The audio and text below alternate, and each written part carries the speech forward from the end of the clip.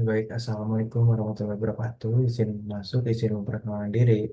Nama saya Rizky Bintang Susila dengan NIM 2350191095 dari kelas C. Di sini saya akan menjelaskan tentang spektrofotometri UV visible. Apa sih itu spektrofotometri UV visible? Spektrofotometri UV visible adalah metode analisis kimia yang digunakan untuk mengukur intensitas cahaya yang diserap atau ditransmisikan oleh suatu zat panjang gelombang tertentu dalam daerah ultraviolet dan cahaya tampak visible. Terdapat beberapa poin spektrofotometri visible. Yang pertama, jelaskan prinsip dasar metode spektrofotometri visible. Dua, jelaskan senyawa yang dapat dianalisis dengan spektrofotometri visible.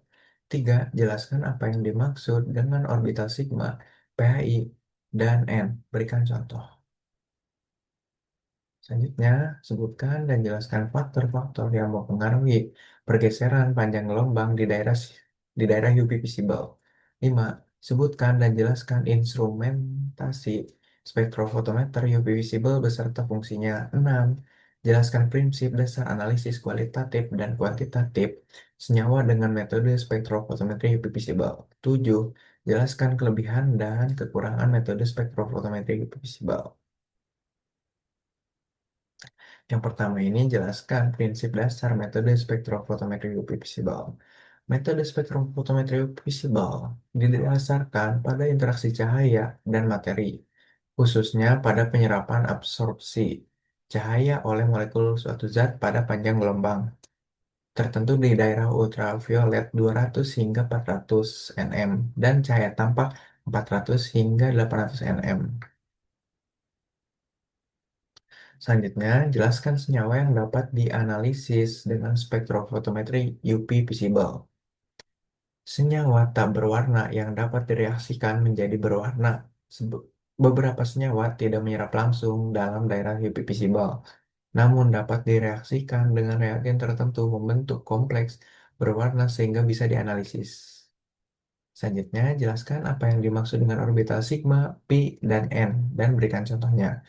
Orbital sigma adalah ikatan kovalen tunggal pertama yang terbentuk dari tumpang tindih overlap langsung antara dua orbital atom di sepanjang sumbu pengikatan. Contohnya dalam molekul H2, ikatan H dan H terbentuk dari S dan S overlap, menghasilkan ikatan sigma. Selanjutnya orbital pi terbentuk dari tumpang tindih sisi ke sisi antara dua orbital P yang sejajar di atas dan di bawah sumbu ikatan. Contohnya, ada satu ikatan sigma dan dua ikatan pi antara dua atom karbon. Untuk yang terakhir, ada orbital N, berisi pasangan elektron bebas yang tidak terlibat langsung dalam pembentukan ikatan kovalen. Contohnya, pada molekul H2O, atom oksigen memiliki dua pasangan elektron bebas. Ini adalah elektron non-ikatan N. Selanjutnya, sebutkan dan jelaskan faktor-faktor yang mempengaruhi pergeseran panjang gelombang di daerah UV visible. Yang pertama ini ada kromofor sebagai penambahan sistem konjugasi. Selanjutnya ada auxokrom sebagai donor atau penarik elektron. Selanjutnya ada pelarut sebagai polaritas pelarut. Selanjutnya ada pH sebagai ionisasi gugus fungsional. Dan yang terakhir ada konjugasi sebagai konjugasi lebih panjang. Selanjutnya, sebutkan dan jelaskan instrumentasi spektrofotometri UV visible beserta fungsinya. Yang pertama ini ada sumber cahaya sebagai penghasil sinar yang akan dilewatkan melalui sampel. Selanjutnya, monokromator untuk memisahkan cahaya polikromatik menjadi cahaya monokromatik yang sesuai dengan serapan spesifik sampel. Lanjut ada kuvet sebagai wadah tempat sampel yang akan dilewati cahaya. Selanjutnya ada detektor mendeteksi intensitas cahaya yang keluar dari kupet, kemudian mengubahnya menjadi sinyal listrik yang sebanding dengan intensitas cahaya. Selanjutnya ada sistem pembaca untuk mengubah sinyal listrik dari detektor menjadi data numerik dan grafik spektrum. Selanjutnya ada sistem pengolah data untuk menyimpan dan menampilkan spektrum. Dan yang terakhir ada cermin dan sistem optik untuk mengoptimalkan intensitas cahaya melalui menuju kuvet dan detektor. Selanjutnya, jelaskan prinsip dasar analisis kualitatif dan kuantitatif senyawa dengan metode spektrofotometri UV visible. Yang pertama ini ada analisis kualitatif.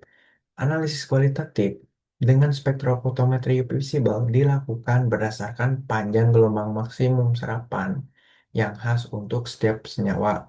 Setiap senyawa memiliki kromofor tertentu, gugus penyerap cahaya, sehingga menghasilkan spektrum serapan unik pada daerah UV atau visible. Dan yang terakhir ada analisis kuantitatif. Analisis kuantitatif dilakukan berdasarkan hubungan antara absorpsi A dengan konsentrasi C, suatu zat sesuai dengan hukum Beer-Lambert. Selanjutnya, jelaskan kelebihan dan kekurangan metode spektrofotometri UV visible. Kelebihannya, metode ini memiliki sensitivitas yang tinggi, sehingga mampu mendeteksi zat dalam konsentrasi yang sangat kecil, bahkan hingga tingkat mikrogram per milimeter. Selain itu, spektrofotometri UV visible juga cepat, sederhana, dan akurat, karena pengukurannya mudah dilakukan dan hasilnya dapat diperoleh dalam waktu singkat dengan ketelitian yang baik. Metode ini dapat digunakan untuk analisis kualitatif maupun kuantitatif, baik untuk senyawa organik maupun anorganik. Selama senyawa tersebut mampu menyerap cahaya di daerah ultraviolet atau tampak. Untuk kekurangannya, spektrofotometri UV visible hanya dapat digunakan untuk sampel yang mampu menyerap cahaya UV atau tampak. Sehingga senyawa yang tidak memiliki sistem konjugasi atau kromofor tidak dapat dianalisis langsung. Selain itu, metode ini kurang selektif karena banyak senyawa memiliki panjang gelombang eh, serapan yang mirip, sehingga bisa terjadi tumpang tindih spektrum pada campuran. Untuk kesimpulannya, metode spektrofotometri UV visible merupakan salah satu teknik analisis instrumental yang penting dan banyak digunakan dalam bidang kimia, farmasi, biologi, serta lingkungan. Prinsip dasarnya adalah pengukuran penyerapan cahaya UV dan cahaya tampak oleh suatu zat pada panjang gelombang tertentu yang terjadi akibat transisi elektron dari tingkat energi rendah ke tingkat energi tinggi. Besarnya serapan cahaya ini sebanding dengan konsentrasi zat sesuai hukum Beer-Lambert, sehingga metode ini dapat digunakan untuk analisis kualitatif, mengidentifikasi zat berdasarkan panjang gelombang maksimumnya, dan kuantitatif menentukan kadar zat berdasarkan nilai absorpsinya. Mungkin sekian yang dapat saya sampaikan. Mohon maaf bila ada kesalahan. Assalamualaikum warahmatullahi wabarakatuh.